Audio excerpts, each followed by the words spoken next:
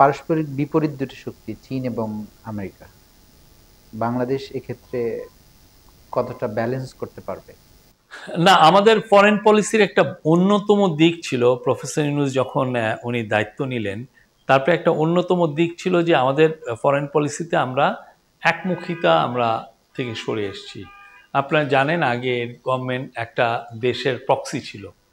হ্যাঁ, একটা দেশকে সে ব্লাইন্ডলি ওই দেশই ডিকটেট করতো তার ফরেন পলিসি কি হবে, কার সাথে সে কি সম্পর্ক তৈরি করবে। ওরা, আমরা এটা শুনেছি যে এই পুরো ডিকটেটেশনটা ওইখান থেকে আসতো। সেই জায়গাতে সরে এসে প্রফেসর ইউনূস যেটা করছেন সেটা হচ্ছে যে উনি প্রত্যেকটা দেশের সাথে সুসম্পর্ক এস্টাবলিশ করার চেষ্টা করছেন, যে না, আমরা এমন একটা দেশ হব, আমাদের জন্য সবাই বন্ধু, আমাদের চায়নাও আমাদের বন্ধু, ইউএসও আমাদের বন্ধু।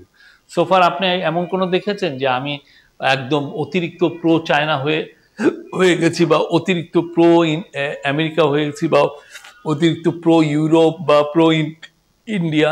আমাদের হচ্ছে যে সবাই আমাদের বন্ধু, বাট আমার স্বার্থটা সবচেয়ে আগে।